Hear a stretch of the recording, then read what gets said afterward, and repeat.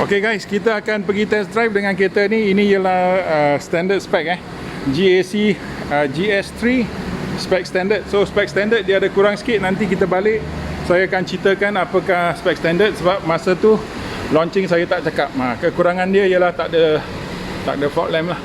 Dan dia punya seat dalam ialah fabric, seat fabric, dan bumbung dia semua berwarna body color.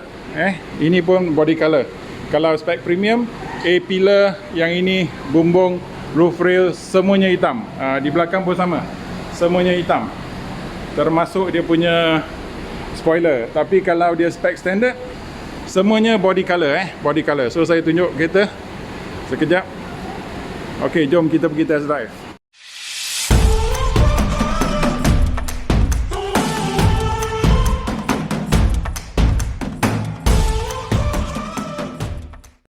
Ok, ini rupa meter dia.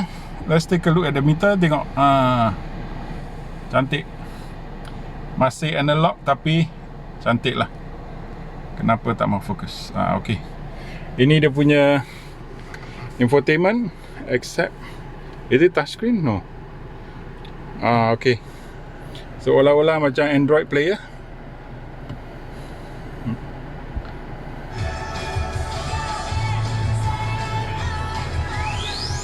Boleh tahan, boleh tahan. Dia punya sound system boleh tahan.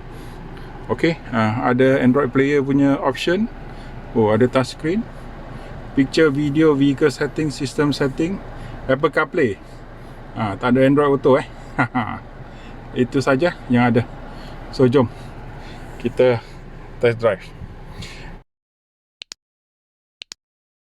Siapa-siapa yang nak beli kereta GAC, Nissan, Renault, boleh datang jumpa kawan saya. Nama dia Ron. Tengok, ini muka dia.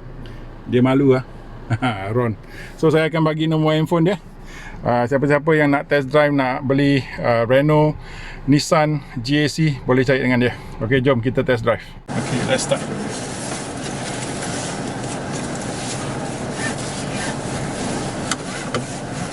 Ok, tujuan video ni ialah untuk tengok apakah kebolehan kereta ni, dan kedua ialah mampukah kereta ni menjadi persaingan di segmen yang paling hebat sekali, iaitu compact SUV.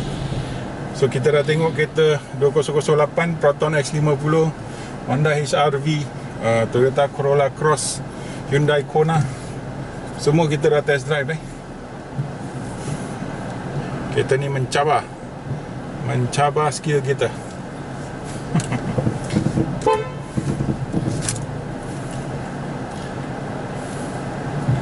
Tak boleh lepas, kita kena suruh dia jalan sikit.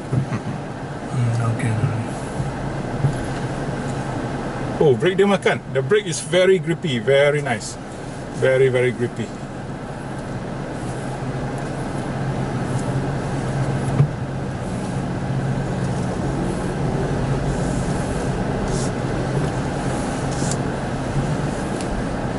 Okay, saya akan bagi feedback tentang respon engine, dan saya akan bagi spek kereta lepas kita balik. Saya dah lupa dah apakah spek kereta. Do you remember the specs, Aaron? Yes. You turn on from here. Okay, memang sangat sempit.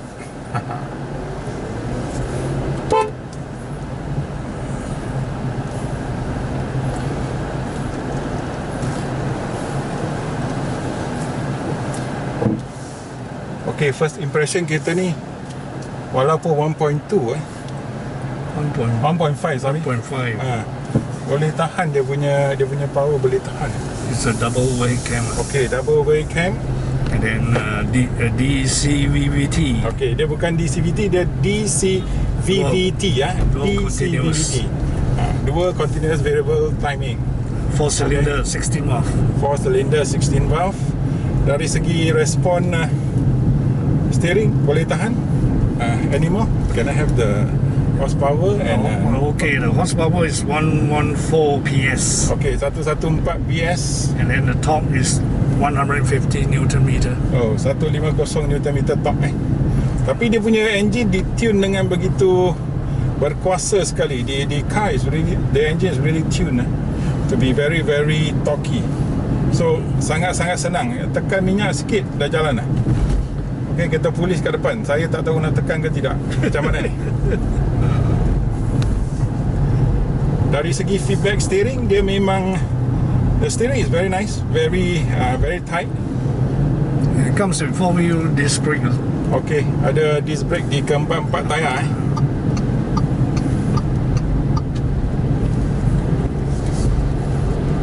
Okay, kita cuba. Okay. Dia ada dua tahap pedal minyak. Tahap yang pertama dia seperti HRV lah. Kereta ditune dengan begitu torquey sekali. So initially untuk pick up dia memang bagus. And they have the 3 mode also. Okay, dia ada driving mode, ada 3 Manual, Drive, and Eco. Eco, okay. So you can select from this button. Can we see where we are And now? this is the button. And now we are in drive. Drive, okay. So you want to try manual? Okay, can try. This is manual. Oh, dia boleh nampak gear bila dah And masuk. then you change your gear over here. Okay. Plus and minus lah. Plus and minus is over here. Okay, dia punya plus minus dekat atas gear tau, tempat pemegang gear. So plus minus, boleh turun gear, boleh naik gear. Oh, memang bagus. Okay, dah salah lorong, tak apa. Alright. Third gear. Boleh tahan. Bila manual dia boleh tahan. Dia punya feedback lebih bagus. Not bad. Okay. Okay, gear 3 Oh, horn dia memang garang lah. The horn is really fierce.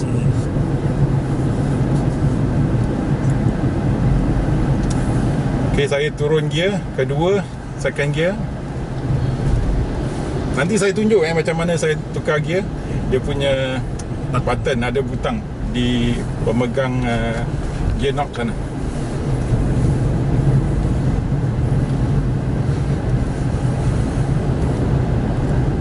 Aircon dia memang sejuk.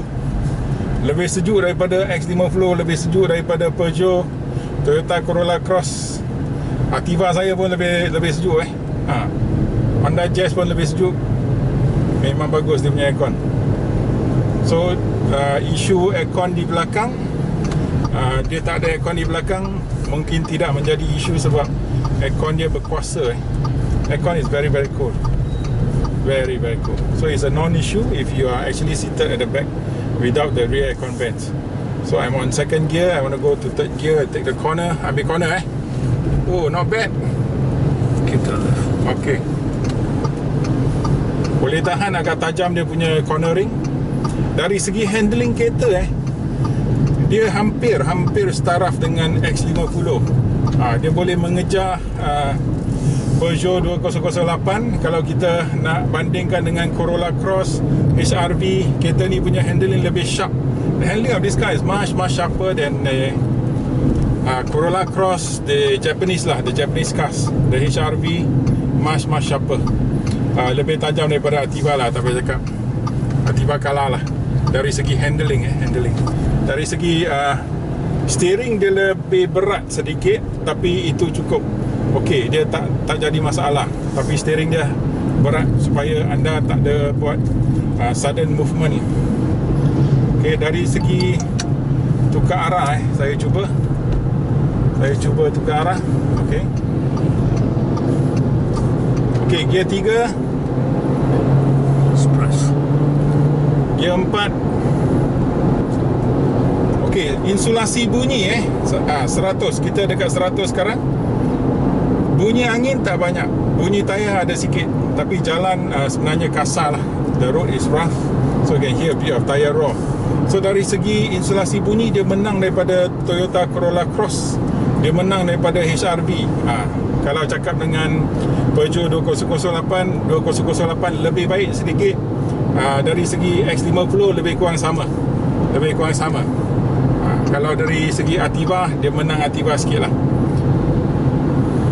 Driving position dia duduk agak tinggi berbanding kereta seperti X50, berbanding kereta seperti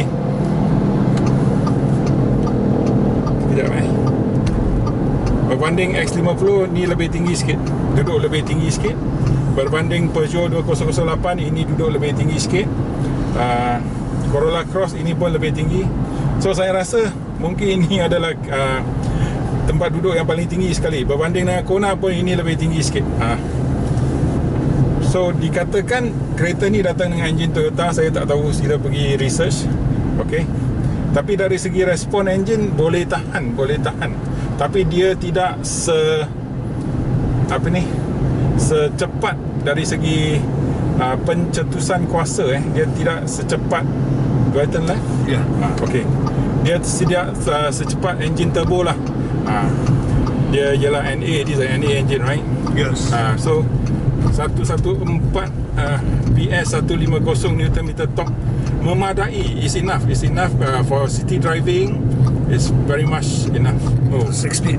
Dia punya 6 speed 6 speed. Okay, dia punya cornering boleh tahan, dia punya handling boleh tahan, dia punya insulasi boleh tahan. So right handling and comfort dia boleh lawan lah. Dia boleh lawan kereta-kereta seperti Corolla Cross, HRV yang lama baru belum sampai.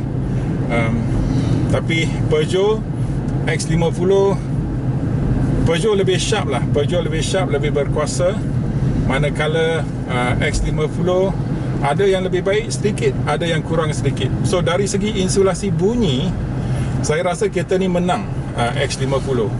Dari segi power output ataupun outburst dari segi pickup lah, X50 mungkin menang sikit sebab X50 ada turbo tau. Dan kuasa X50 lebih tinggi. Okay. Dari segi respon braking, kereta ni punya brake memang makan gila. Suspension is McPherson in the front, at the back torsion beam. Sama lah. So kebanyakan compact SUV semua kebanyakan torsion beam di belakang, McPherson di depan. So tapi dari segi handling kereta ni boleh tahan. So kalau kita nak cakap kita bawa Hyundai Kona, Kona dari segi power dia lebih power sebab itu ialah 2.0, ini 1.5 1.5. Dari segi keselesaan, Hyundai lebih lembut sedikit suspensi yang ini lebih keras. So maka bila kita nak ambil corner yang ni lebih tajam lah dari segi ambil corner. Okay. And then on top of this we got the power sunroof. Dia ada power sunroof. Dia bukan moonroof, minta maaf. Dia boleh buka. Dia punya sunroof boleh buka. So dia straight or right? Go straight. Go straight. And then it comes with you got a hill start pole control. Okay, dia ada hill assist, and then hill descent control. hill descent. I turn right and then You turn right here and then you turn left. Okay. And then you got blind spot also. Okay, dia ada blind spot. Blind spot memang penting bila kita bawa dalam bandar, especially sebab banyak-banyak rider yang Grab tu semua. Ini memang penting. Turn left and then you turn right to the lane. Okay, this one. And that where's we come up from. Alright. Signal di sebelah kiri.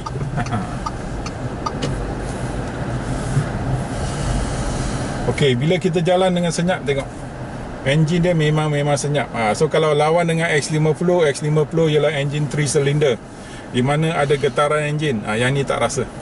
You don't feel any vibration of the engine at all. Very nice. This car is very nice. Be careful of car coming. So conventional, kereta conventional, engine dia 4 cylinder NA, double overhead cam, memang best lah. So persoalan dia ialah adakah kereta ni boleh bersaing dengan Proton X50. I reverse it. Okay. First one. Okay, I reverse in for you. Okay, kita nak tengok dia punya reverse camera pula. Saya tunjuk reverse camera. Dia ada stiker so nampak stiker sedikit. Okay. Thank you. Okay, kita tengok. Dia ada garisan hijau, nampak garisan hijau.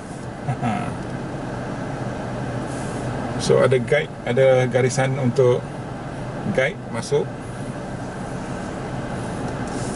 Boleh tahan. Dia punya image X50 lebih tajam lah sedikit lah. X70 paling best lah. You want me to park really to the side? Yeah. Sure. Because there are some cars that park here.